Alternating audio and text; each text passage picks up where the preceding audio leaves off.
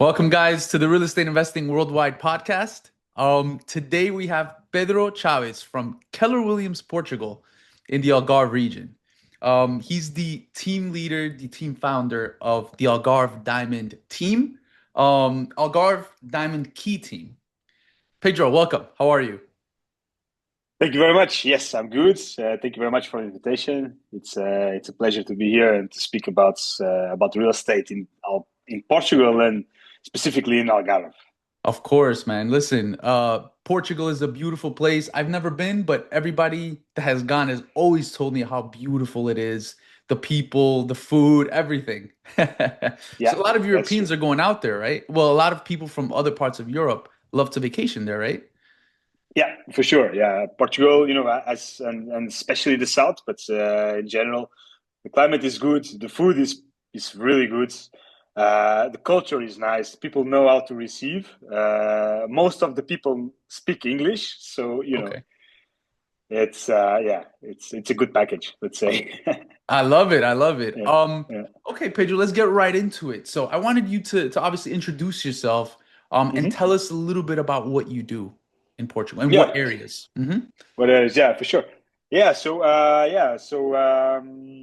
Well, my name is Pedro Chaves. It's my last name. I'm 35 years old. My background is already from sales, out of the real estate, but I came from sales. I started in 2021 was my first year.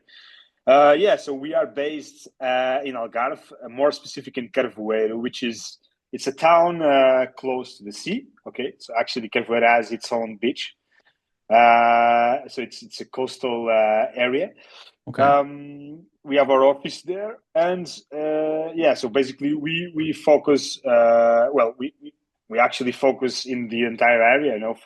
From a little bit more west till a little bit more east, but let's say in the ratios of 50 kilometers within Carvoeiro.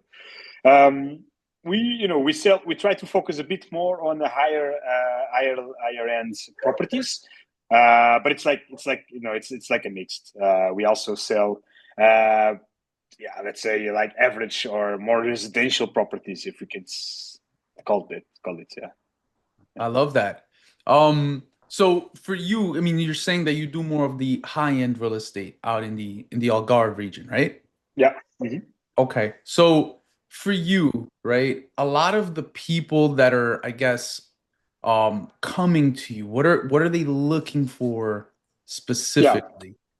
Like in the Carvoeiro area, it's a very touristic area. Okay, for many reasons. Even all the expats, they like to be close to Carvoeiro because next to Carvoeiro we have, or close by, we have an international school. So which means that most of the families when they move from whatever, like US, Canada, other countries in the European Union, normally they like well normally they take their kids to this school because it's an international school, and they like also to buy or to live close by. That's why Carvoeiro it's very close to the international school, and on the other hand, it's like a coastal area. So normally when people come to me, they are either families, looking for to change their entire life and start to live in Portugal in the Algarve. So they look, let's say, for bigger houses, but we also have some investment as well. So those kind of people they look for, let's say, smaller properties, maybe apartments, T1, so one bedroom apartments, two bedroom apartments, to get to do some short term rentals and to get some investments going on. Yeah, Okay. yeah. And just curious, how much for investors, right? How much do some of these one or two bedrooms go for? That's a good question. Today we sold. It really depends. Today we sold two bedroom apartments with a sea view on an older building. Okay, for 400,000 euros. It's Okay. 80 square meters, more or less 80 square meters total area, gross area. But it really depends. If you go for the new developments, then they will go 500,000. It will be around 500,000 euros or even more.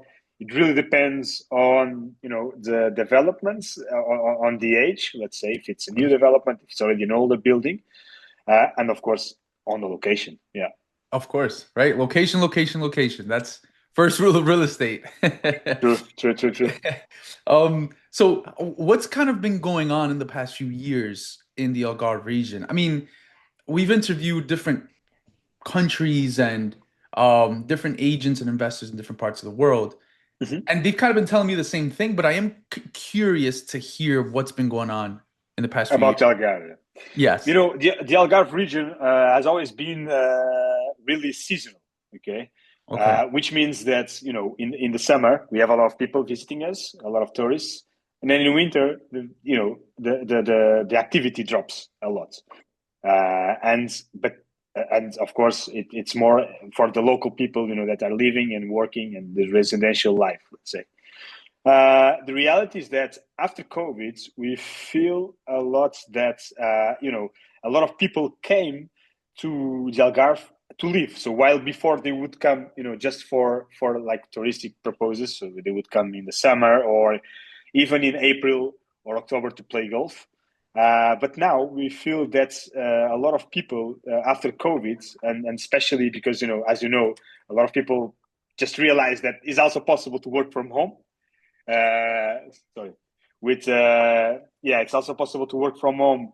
Uh, I mean, depending on the jobs, of course, but many jobs it's possible to work remotely. Yeah, as we have today, the digital nomads. And for that reason, we started to feel, more demands for not only for tourists but also for people looking for to live here permanently. Okay, and of course that God has the price appreciation. It's basically from, let's say, 2021 2021, the price appreciation was going up like skyrocketing. Okay, Really? because the demands was much more, and not only because of that, because while before we had the demand, was more, of course, local markets, but more from, let's say, the German markets, the British markets, uh, some also Brazilian market, which is pretty strong, but more, I would say, it's more in the Lisbon and Porto, in the big cities.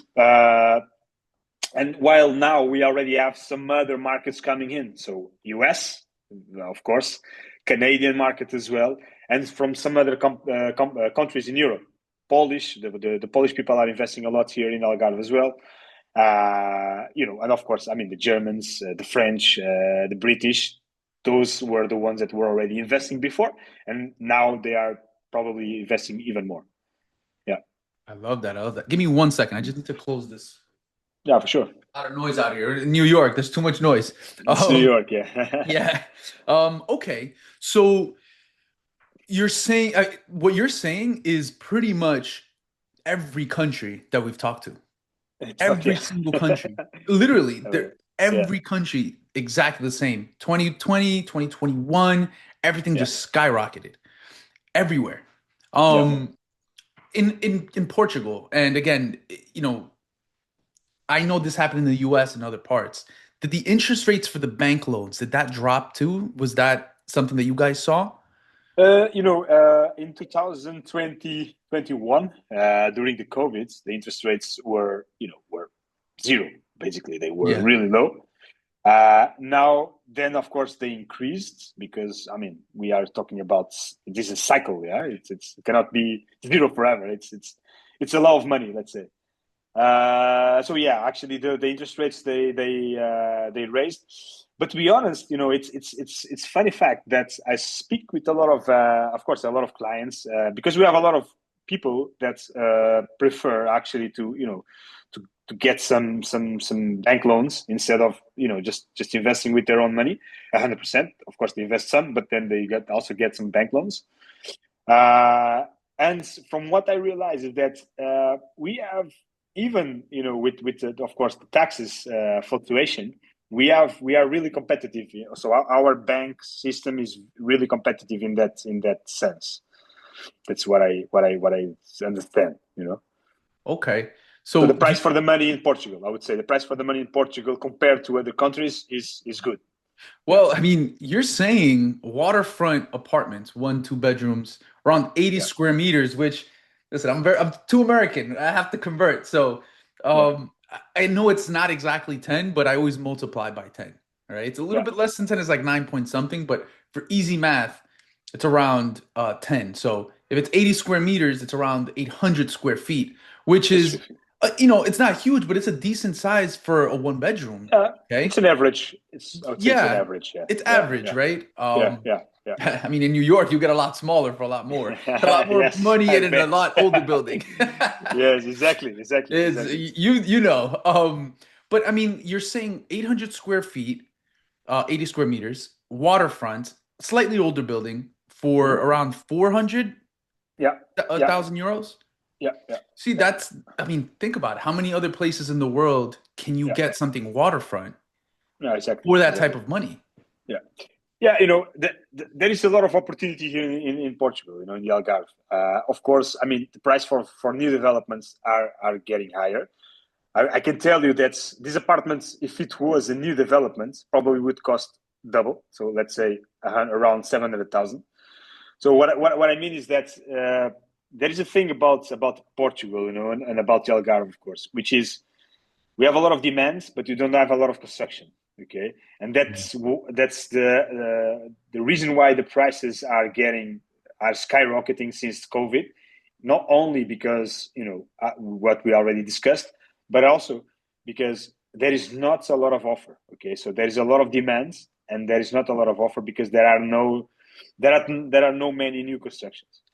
Of course, new developments they will be much more expensive, but we still have a lot of opportunities here, and especially on older buildings, apartments that can be refurbished and are really well located.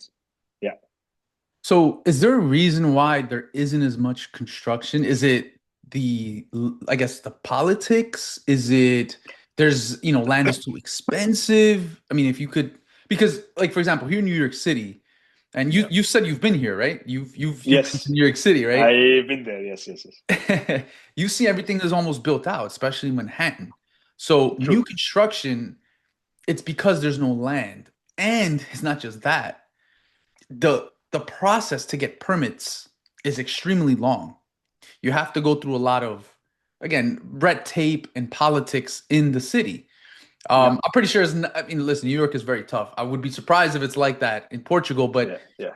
is that one of the reasons why, is there some sort of, I guess, Yeah, laws that prohibit it? If you can talk a little bit about that. yeah, you have a lot of regulation here. Of course, I mean, you have this what we call the PDMs of each. So basically, each let's say each city hall has, or each yeah, let's say each we call it here the council. Okay, so each council has its own city hall, Okay. and each city hall, or let's say each council has its own what we call here the PDM, which is basically a plan that regulates the soil and what can Mm. be or not or cannot be built. Okay, and separates the areas, let's say the rural areas for the urban areas and so on. So that's called Um, PDM. PDM, yes, it's called the PDM, and yeah, the reality is that we have some restrictions, but at the same time, the process they take time. Okay, so if you are a developer, you need to have some patience because the things take time here. From the moment that you invest, let's say that you buy a plot, until the moment that you are actually finishing the construction. It's a bureaucratic country. It is, uh, and for that reason, and that is one of the reasons. Of course, I mean the other reason is because we are not a big country. Yeah, so of course we still have plots available and we have terrain available, but we are not a big country. So on the other hand, it's also good to keep a little bit of control because it's a small country. Okay, yeah. Yeah, I mean, there's parts of the world where they're just building like crazy, right? And you Yeah, don't really know like where Dubai, that. for example. There you go. That could be one, right? Yeah, In yeah. Dubai, like there's still a lot of land, right? Mm. Because and it's funny because I just interviewed one of our partners from Dubai, right? It depends where you buy, Yeah, because if you're near the coast, it's a little bit, again, obviously that's like, if you in comparison, like Manhattan, right? Anything near yeah, the coast, near downtown, very yeah, built out, very expensive, yeah. exclusive. That's obviously going to be prime. But if Right. you start going east, east, east, a little bit further out, Yes. I mean, those developments may or may not have the best returns. Yeah. Okay, so, Exactly. and over there, the laws are actually a lot, they're favorable for developers, so they can go Yeah. and just build, build, build, build, build, right? I mean, there's always that risk. Like, you really need to know what that risk is, right? Where Yeah. is it going to stop? Is there regulation? So, in part, Yeah. what you're saying is true. You want to have some control. You don't want to just Exactly. have everybody Yeah. build No, of course, of course. It oversupply. needs rules. I mean, for in one hand, is always good to have more offer, because I mean because it will, let's say, control the prices, so the prices will not. I mean, if you have more offer, yeah, depending on, of course, depends on the product, yeah, because we cannot compare an apartment inland with an apartment front sea view, yeah.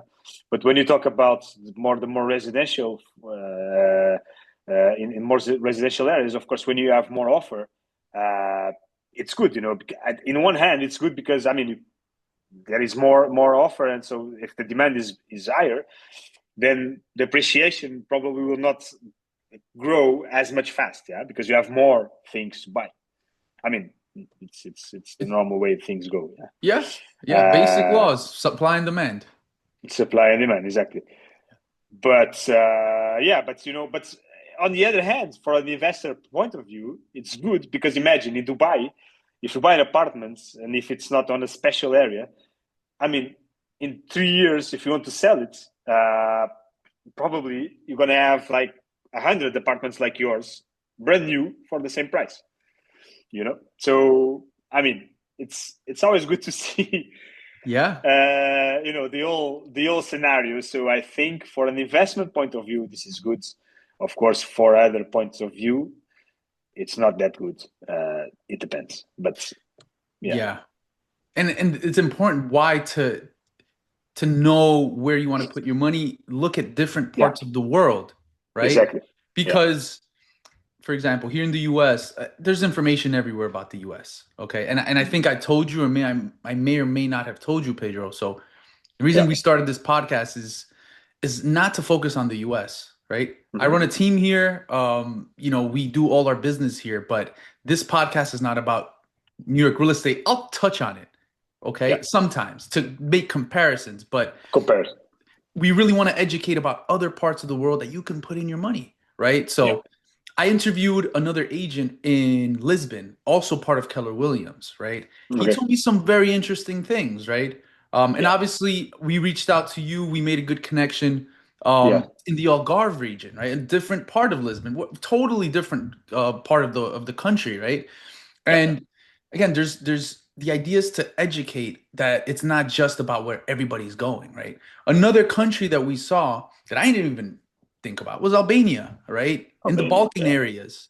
Like yeah, there's a lot going on over there too, right? true, I true, personally before I interviewed the other gentleman, his name is Pedro Neto. He I didn't know too much about Portugal. I did I do my due diligence before I go on the yeah, podcast, but right, yeah, it's just opportunities talking to professionals like you that in no way, shape, or form that I could know, right? yeah, And now we're mm-hmm. interviewing you about the Algarve Yeah, region. yeah, No way, okay, no matter how much research I do, you have the experience. You live there. yeah, yeah, Yeah. sure, So okay. I wanna ask you. So I'm brand new. Well, not brand new in investing, right? Maybe I am, maybe I'm not. I'm a foreigner. I don't live in Portugal. yeah, Okay. Assume I'm American. Okay, I am American, but let's assume it's an American wanting to buy in Portugal. mm-hmm. Yeah, Can you explain us the process from A sure. to Z, how we can buy? No, you can buy. Oh, for sure. Yes. So, first, the first one of the first things it's would be nice to do if you are already, if you are really focused on buying something in Portugal, would be to get a fiscal number, okay, Portuguese fiscal number, Hmm. because this will be mandatory, not for the promissory contract, but you will need to have it for the deeds, okay. Since you are out of the European Union, you need to nominate a person to be your fiscal representative. Okay. Well, I would advise, of course, for clients to work with lawyers. Okay, Hmm. so we also advise our clients to lawyers, and normally a lawyer will take care of this. They will represent them fiscally, and they will take care of the process of getting the NIF, which is the fiscal number. Okay, the fiscal ID for Portugal. From that moment, it's a normal process. So you would getting an agent. I would really recommend people to work with one agent that they would feel some confidence. Okay, without trying to, let's say, go to the portal online and call this and that and that and that. So I will recommend them to try to get one agent that they would grow some confidence, some connection with, and then start with that agent, because the agents can, as I assure, it's in the US, we can share, so we can sell our listings, but we can also sell other listings, from other agents. So that's the point number two. Then of course it's a normal process. People normally travel here. They visit different properties, the ones they get interested. And then as soon as they find the one, it's just the matter of putting an offer, starting the negotiation. Then, as soon as this is the negotiation is closed, we move forward to the promissory contract. Normally, if they are represented by a lawyer, the lawyer would do these promissory contracts. Then normally, here it's the average. This is not mandatory, but the average it's normally to put 10% of deposits to reserve the property. It really depends, because depending on what you are buying. If you are buying a new development, normally they have special payments plans. But let's say you are buying, like something that is already finished. It's just property, second-hand property, let's say. So in those cases, normally you put 10% average. It can be more. It depends, but let's say 10%. And then you would have, let's say, 60 to 90 days. Average, you can always decide, it depends on the conditions on both sides. But normally the average would be from 60 to 90 days. You say on the promissory that the deed will be made within 60 or within 90 days. And then, you just follow and just sign the deeds. It really depends on what you are buying. Okay, so the most simple one would be to buy something that is already built, already has the permits. Like a second-hand property. Of course, that will be, let's say, easier. If you are buying, a new development, then it's a little bit different, because normally you reserve, then you pay to reserve for the promissory contract, and then you pay a little bit more for when they finish the structure, and then you pay a little bit more for when they start, with the finishes. It really depends then on the developer plans. Okay, but yeah, I would, basically it's like you need to get someone to represent you fiscally, and then you need to get your fiscal number, because with that's the only way you will be able to sign the deeds here in Portugal. Yeah. Okay. Okay. So that fiscal number. So I was writing everything as you were saying it. I know this is Yeah. recorded, but I like writing it Yes. down. To write down. Yeah. So the fiscal number, that would be through the attorney that you can get it through. Yes, because the reason is, let me just explain this a little bit as well. If you are inside the European Union, one of the rules is that you can actually ask for a fiscal number without the need to nominate a person to be your fiscal representative. Because Okay. why? And why? Because you can actually give the fiscal department your address. So if you are living, imagine that you are from Spain and you Mm-hmm. have your Spain address, then you can give them your Spain address. If you are if you are in Italy, you can give them your Italian address, and so on. Since the fact that you are out of the European Union, you need to have like a person of contact, like a fiscal person of contact. So in this case, you need to nominate someone that will provide its address. Okay. And in the case, of course, of the lawyer, will also take care of the whole process of asking or getting a new fiscal number. Yeah. Usually with attorneys and the fiscal numbers, do you know approximately, you don't have to give me exact, but maybe a range how much this can cost? It really depends. It really depends. If normally when most of the attorneys here, when they work with this process, let's say when they are helping clients to buy a property, normally they follow them from the beginning to the end. Normally Mm, they don't do like imagine you tell them, look, I just want my fiscal number, then I will take care of the rest, which is possible. Okay, mm, but if you are already if you are already or you if you are already used to buy in Europe, or if you already have a property in Portugal, is different. But on the first process, I would really recommend to get a good attorney, okay, to deal with things.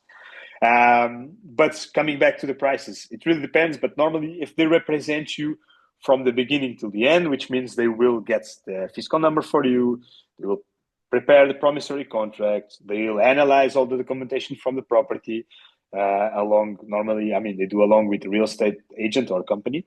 Then, of course, advise you on anything that might occur, or any risk or something, until the deed, which they can also sign for you. If you don't want to come to sign the deed, they can also do it for you. Normally they charge, it really depends, but the reference, I would say 1% plus VAT. okay. Okay, So 1% of the, yeah. 1%. But it can be more, it really Yes. depends, but the reference, I would say it's 1%, yeah, plus VAT. Yeah. Okay. Beautiful. So resale. I want to focus on resale. Yeah. Okay. So I know you said fiscal number, we need to have a fiscal representative. All Mm-hmm. right. Obviously, after that, you choose the agent. Mm-hmm. And we hope it's Pedro and his team, no one else Exactly. in the Algarve region. Exactly. For sure. Exactly. So once you choose an agent, then you start looking at properties. Mm-hmm. Okay. Once Mm-hmm. you start looking at properties and you like something and you guys get, I guess, an accepted offer, you write a promissory contract Mm-hmm. Exactly. To secure the position. Yeah. to secure. And that promissory contract, you have to put the 10% down. Or more. It depends. I'm telling about references. So the reference is 10%. It can be more. It really depends.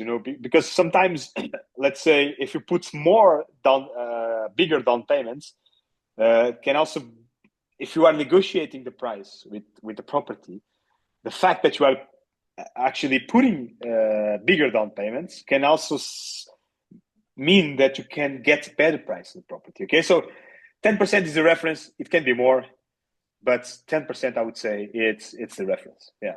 Okay. So Okay.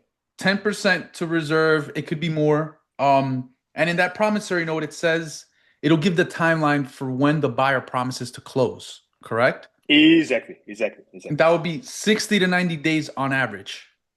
Yes. So again, that 60 to 90 is a reference. Imagine if you are going to buy with your own capital. So if you are not going to ask for a bank loan, then of course probably things will be faster. When you get a bank involved, then of course things will take a bit longer. I would say with the bank, it's more safe to have 90 days. If you don't need a bank, sometimes even in 30 days. For example, today, just to give you this example, okay, it was with the local people, but we just did a deeds from the moment that we closed the offer in 2 weeks. So in 2 weeks, Wow. today we made the deed. But it really depends, and especially if you are coming from another country, uh, yeah, things take a little bit more time because you need to get the process. That's why I'm telling. Because let me just get back a little bit. It's Yes. possible to sign a promissory contract without a fiscal number. The thing is, I think it's kind of planning, yeah. And if if you already have in your mind that you really want to invest, buy a property in Portugal, so you start to plan. So I would say the first step I would say get a fiscal number, because then you are prepared, And if you really like a property, and if by any reason the seller says, yeah, I will sell, but I need to make the deed in 60 days. And then, but I don't have my fiscal number. So more stress, more things to Mm. do. So if you are prepared, then, Okay. yeah, Okay. yeah, Yes. Okay. That makes so you can have a promissory contract without yes, having the fiscal number, yes, but it's a risk because you're still gonna have to get it anyways. exactly. Okay. So if you do it before you, this is like being prepared, okay? If you do it before you start to look to the markets or to actively searching for a property, then you are prepared. You are prepared to move on, and you don't need to come back and think about other things. Yeah. And yeah, Okay. yeah. So talk to me a little bit about because hey, some investors may think to get a bank loan on this. So Mm-hmm. at what point in this process do you speak to a bank? For example, I have 10% down now. Okay. I Yeah, want to buy in Portugal. Do we talk to the bank first, then start looking at properties? Or yeah. how does it This work? is this is yeah. So I would advise people always to talk with the bank first. Because sometimes you can have an idea on because I mean you heard someone talking, or you were looking into ChatGPT, or you were looking into Google, so you have an idea. With my conditions, I think I can buy like a 600,000 property, and then they start to look to properties. They find one that they really like, and when they go to the bank says, "But because of this reason or that reason or whatever, we can only give you 300,000." And then you say, "But I was not expecting 300,000. I was expecting more. So, yeah, speaking with the bank, it's part of planning. So speaking with the bank, I would say I would say it's mandatory before you start to look to a property. Okay, so going to the bank, we give that. So we have a company that works basically, they do bank mediation. So they imagine, instead of you going to a lot of different banks, because we have different banks in Portugal as normal, yeah.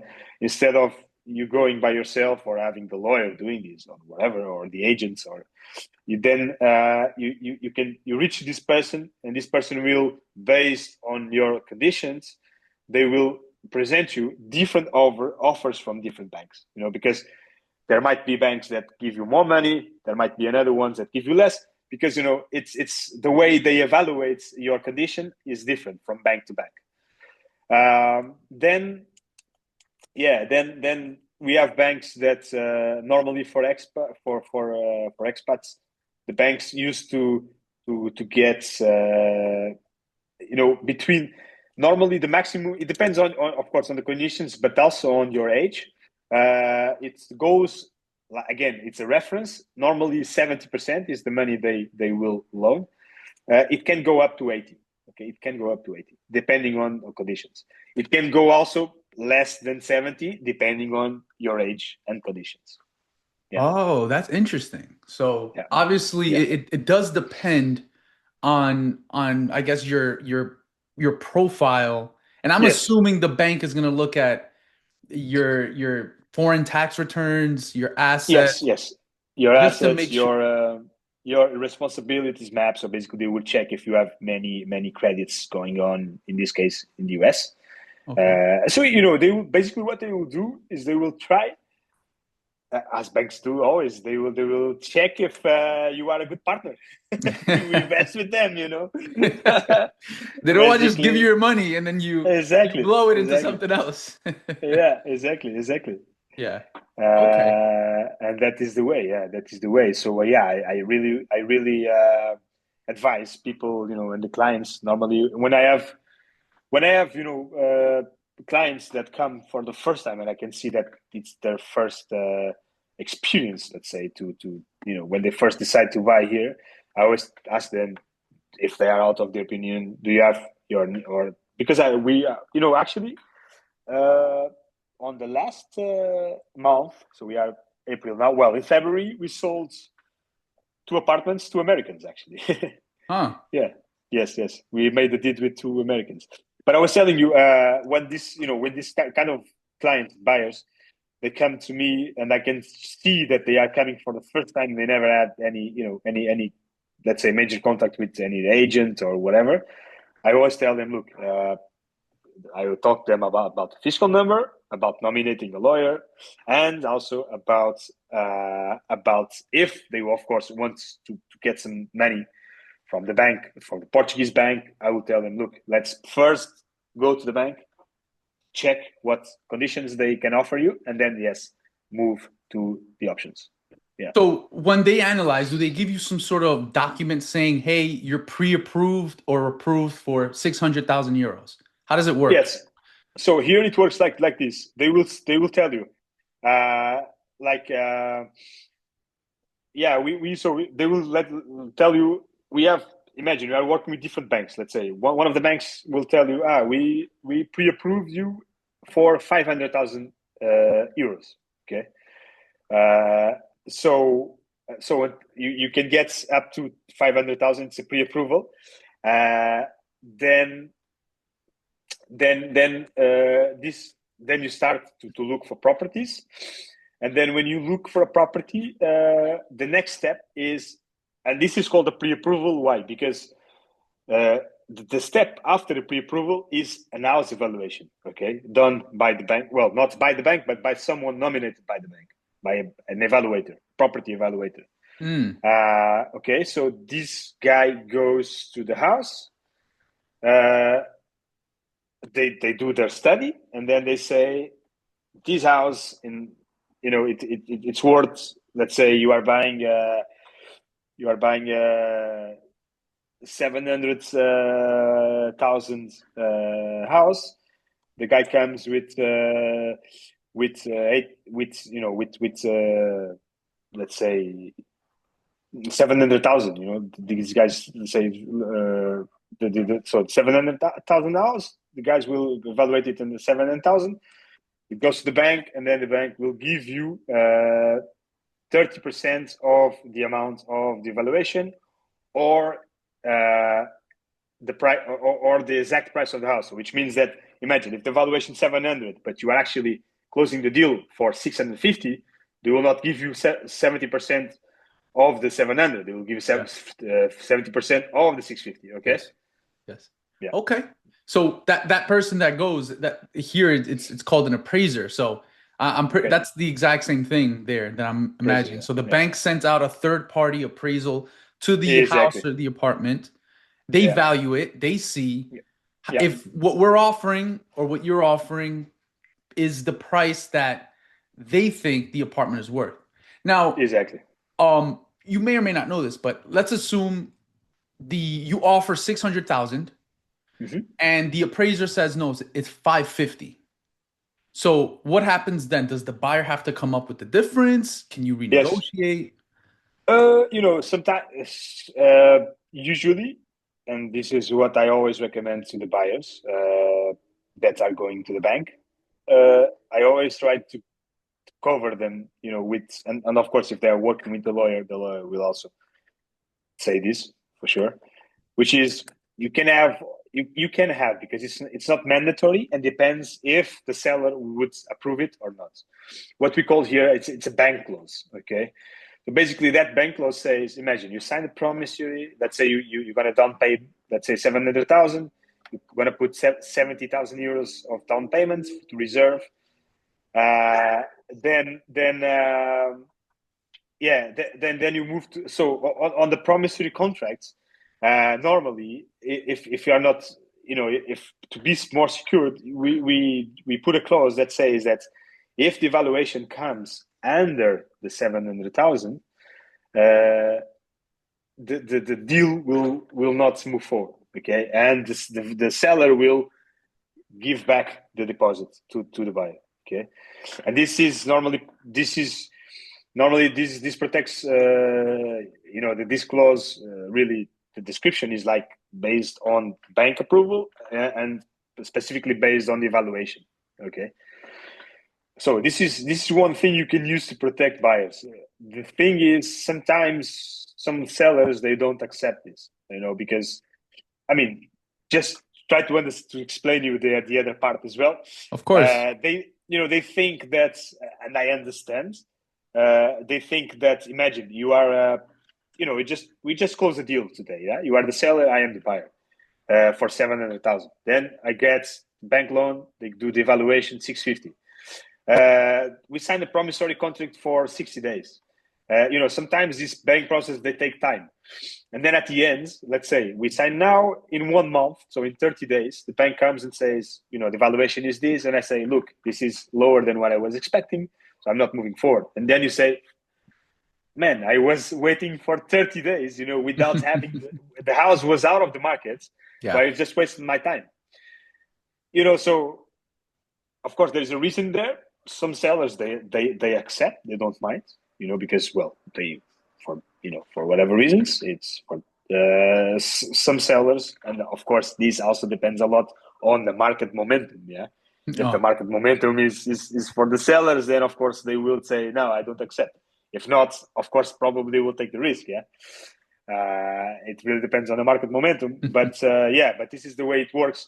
And of course, and this is the way it works. Yeah. If the evaluation comes, or on the other hand, imagine you say, okay, no problem. The evaluation came on 650. The bank will give me 70% of the 650, but I will cover the rest, because the house is 700,000. The bank is giving you 70% of 650. So you're going to cover not only the 30% to the 650, also the remaining 50,000 for the 700. Okay. You can also say that. Yeah. So that's okay. So you can, at that point, still renegotiate. It's very similar to here. That's actually like, yes. that clause is called a mortgage contingency. That's what they call it in the contracts here in New York. Okay. Exactly the same. If for whatever reason the bank doesn't appraise the property for the amount that's agreed upon, then the buyers can back out legally. Back out. Yeah. At that point, I've had that happen, because you can do the upfront I guess due diligence before it gets to the bank. But sometimes that third party, they may not be from the area, which we've had it, and they appraise the property the wrong way.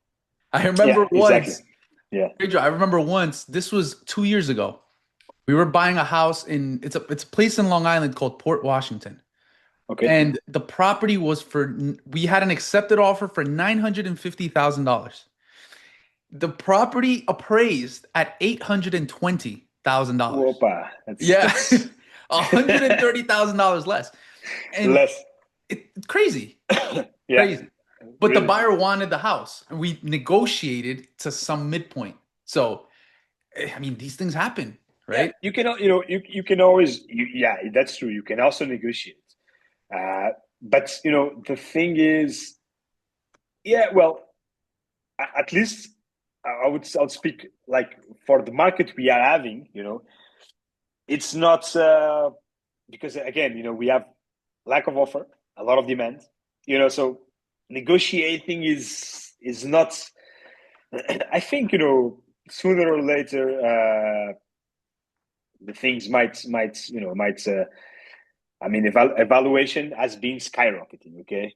I think the properties will always evaluate in here because, well, for many reasons, but the rhythm probably will get a bit slower, let's say. Okay. But at this moment, the properties are still evaluating, a lot. So that won't happen. But sellers won't bring their price down. Negotiations, but here in Portugal, there's another thing as well, which is you have Algarve is kind of a niche, So Algarve, not only Algarve, but so when you speak about numbers of, or when you speak about average of the real estate numbers, let's say the prices growing or the prices, just being steady. It really depends. You cannot compare certain niches to the general numbers, okay? And especially in the Algarve, especially when you talk about properties with sea view, because it's coming back to the restrictions. It's getting more harder, or it's getting harder, let's say, to build properties close to the sea, because we are getting some new, more restricted rules and so on. So this type of properties, they have a different kind of measure, let's say, in terms of appreciation. They have it, I would say, they have its own way of growing. Of course, they get along with the general property markets, but it's a bit different. Okay. So there are other factors, and one is like the offer for the properties with the nice sea view that also take part on this. Okay. So Okay. So properties not appraising is rare in Portugal. That's what you're saying. Is at the moment, is rare. Right. All the properties are appraising, are appreciating. Yeah. Appreciate it. Yeah. Okay. And a lot, but yeah, I mean, we felt that after the COVID, so in 21, between 2020, so end of 2020, when things started to move back again, until the current day, I mean, especially between 21 and 23, the appreciation was crazy. It was crazy. It was crazy. On some properties, it's crazy. It's like, again, the thing is, they say that, the numbers say that the properties in average, they are appreciating 15% year, 15% year. That's high. But that's high, yeah. But I mean, I don't know how the next years will be. Now we have different factors, as you know, different other things that are happening in the world. But somehow, that's coming back to the niches. Some properties, some specific properties, they even appreciated more than 15%. Okay, especially properties that are well located, with a nice sea view, with the access to the beach. Yeah, doesn't matter. It's the location. Again, location. First rule. Okay. Now, what about some of these rents? For example, I mean, I know there's a broad range of properties, but let's assume a 1 or a 2 bedroom, right? How much could these apartments go for in front of the sea? Very You mean prime, the annual rental? Yeah. It really depends, but an apartment in front of the sea, we can say around 1,500 euros, 1,500 euros, or more. It's because then, again, if we are talking about an older building, it's one thing. If we talk about something newer, then you can go up to, I would say, 2,000 euros. Yeah. Okay. And of course, and I speak about in general. Yeah. Then you have specific locations where you pay more. Yeah. It's like anything, right? It's like there's always going to be there's always going to be more expensive. Again, especially in these prime areas. But wow, okay, that's good to know. Where do you see the Algarve region within the next few years? I mean, I know there's a lot going on right now in the world, but where do you see it going? That's a good question. One of the things that I can tell you that I'm feeling is that the Algarve is not as seasonal as it used to be. What I'm saying is that in the winter, if you go to somewhere, it's still not the old Algarve, but some specific areas, you can see that there is a lot of people going, and even in the winter, which was something that before it was not that common. I can give you an example. Close to where I live, it's a city called Portimão, and has like a beach resort, area, which is called Praia da Rocha. We had a lot of apartments and a lot of condominiums. That's probably, I would say, many of those apartments, they were closed the most let's say most of the year, because they were from Portuguese people that would buy them as an investment, as just to come in the summer with family, not putting them on rental markets. But now you feel a little bit of, you feel the difference. You go to Praia da Rocha, you can see that the older buildings are being painted, the condominiums are getting fixed, the pools are looking nice, everything is being cleaned. So you can see that a lot has changed in the past few years, especially after COVID. And you can feel that there is much more activity, and especially on the lower seasons. Not, of course, not compared with summer, not even close, but more than it used to be. Wow. Okay. So I think the Algarve has a lot to offer. I think in terms of pricing, I think the prices will keep going up. Of course, I'm not saying they will go up as they were until now at the same growing rates, maybe a little less. Yeah, but I'll put my money here for sure. There you go. There you go. That's the most important thing. That's the point. Yeah, that's the point. Yeah, for sure. Pedro, appreciate your time. Thank you for all, You're again, welcome. vast Yeah, knowledge about the Algarve region, obviously your team. If anybody watching this, you guys know you are in good hands. yeah. Thanks. Pedro, is there any sort of listings you want to spotlight? Do you want to talk about here? Yeah, for sure.